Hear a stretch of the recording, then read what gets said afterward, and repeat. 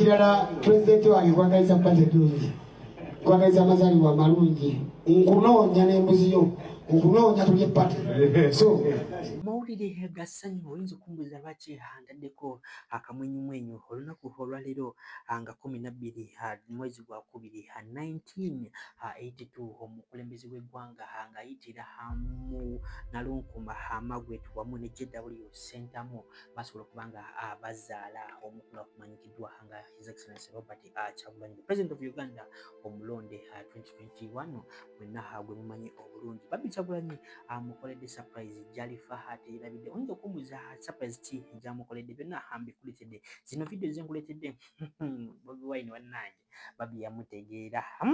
guno omukwano sigulabangako naye byonna ngenda kuba nga mbikutemeratema naye nga tetunagendayo akavidiyo kano nga sign of appreciation of his birthday badde nsaba okampeleka like mankesi otambula ku speed ya waggulu nnyo tukkiriza bonna banjagedde okumanya kweno information ndala ba comments making sure nti no lwakiri n'obanga olina omutima mubi obanga oli ku speed ya waggulu nnyo olina gy'olaga making sure nti wakiri otypinga HBD His Excellency Robert Kyagulanyi, the President of Uganda omulondo naku olwaleero Babbi Kyagulanyi asobodde okuba nga amutwala ku Nkozi Hospital. Nkozi Hospital eno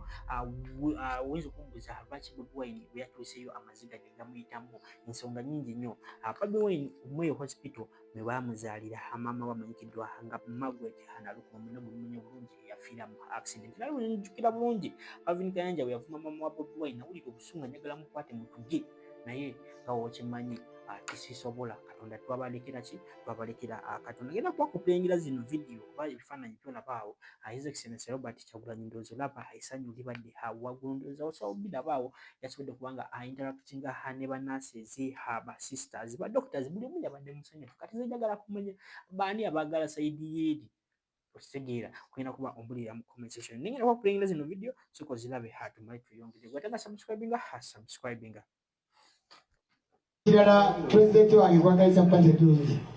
Kwagaliza amazaalibwa amalungi. Nkunoonya n'embuziyo. Nkunoonya tulye pate. So bakyali bange byonna nga biri awo njagaliza president wange olwali amazaalibwa amalungi Mukama amukuume amwongere obukuumi ayongere amutukuumire ayongere amugabirire kumanya na kutegeera byonna tubisaba nga tuyita mu Nabbi Muhammadi ne Yesu Kristu n'emmanga z'abajjajjaffe zonna.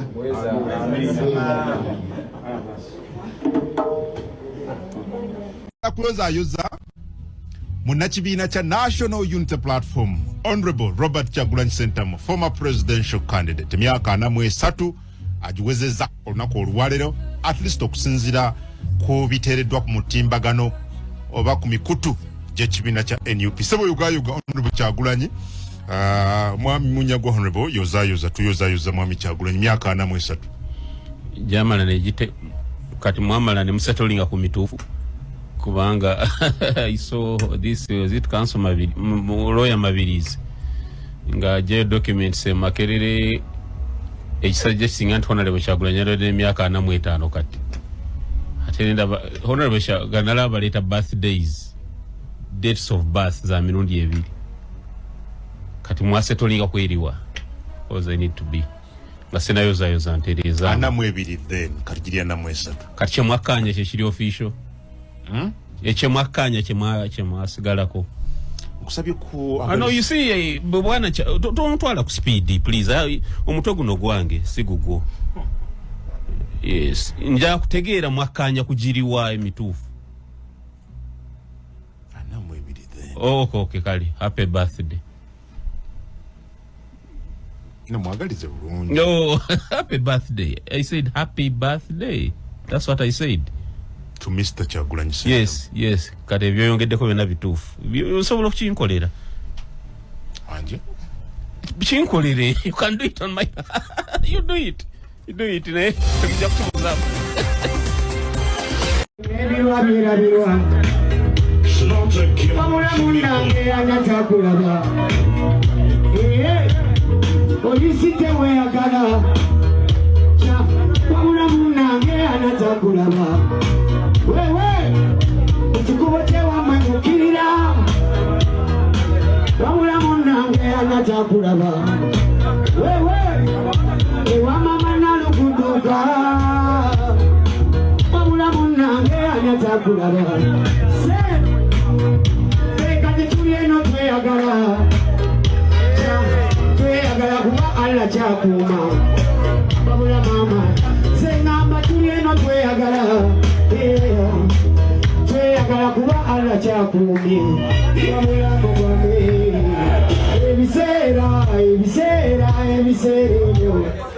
ebiseera wanika omukono ngulabe gwe mu bbanga ebiseera ng'ensegane ebiseera kutusojja bambito gwamumanyi ebiseera Kansala Ddumba agenda Nyongeza tena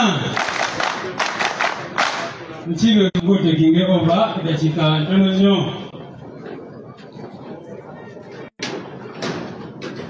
Very quickly abaina okufulu presentinga olunaku olwaleero muje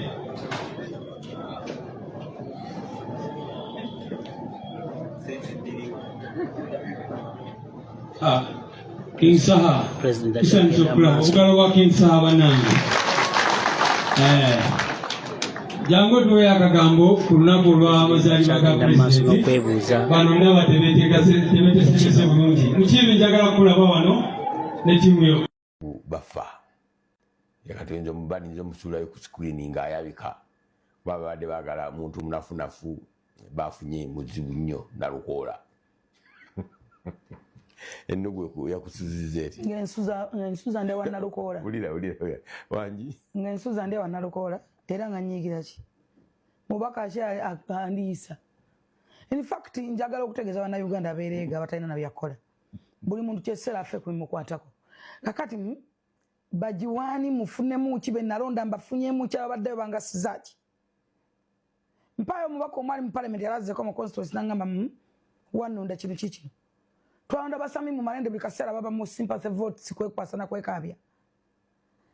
amukwana tawo situukawo ebyokola fe abantu abalina ebyokola ekyokola tukimanyi ekyokubiri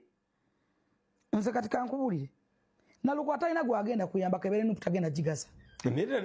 nawangula in fact sina wa nupu ekyokubiri ekyokunywa kadi si kyekimuwanguza mujjukire political parties zonna zalesa abantu that is one Lusa Luwemba yagenze independent that is two the mene nabino yazirisa ayinza okujja independent ani yazirise ona akola kalyoke atanyuma akatika nkubulire ekisookera ddala nze Bobi Wine nja mwebaza singa teyakyuza nze nalukoola bala munkuweereza kimpemempeme kikyo nkuweereza ekiwemeneko singa Bobi Wine kati agiwadde nalukoola era abapipa bandi complaininze tikadi agiwadde omunafu agiwadde makedo agiwadde bakomediani agiwadde baani ku bantu abo nga babadde ku pano bonna wadde nga nalukoola tagenda bagasa in fact nza n'obutawangula mulina obuzibu nga nti byafunye kadi ya nupu awangula abantu bamanyi abantu bamugobedde kawempe abakazi bamugobye abakazi abatunda emmere abafumba abatunda amanda abasajja nga bagoba waaki bamugambe efasi yakajja mu nupu mwezi gumu tamanyi na semateka nupu kyasoma newe kimubuuza tamanyi kawempe tagibeera namu abantu kati bagezi babagaye abantu beyogeredde babagaye mwatusindikiza tulonde mulonde buli awali umbrella twagenda kulonda biwuka netulonde ebiwemeneku abantu beyogerera wono besodo jabizanya sinza abyogera naye nze kyensobola okuwagira ku Bobi Wine tiyakozeseza obwongo wawaggulu oba mugamba nti kadi yagitunze yes agitunde oyo mubaka ekisooka ddala agenda okuyitamu this time ayina obubonero 75 okulaga nti ajja sigalayo ekijja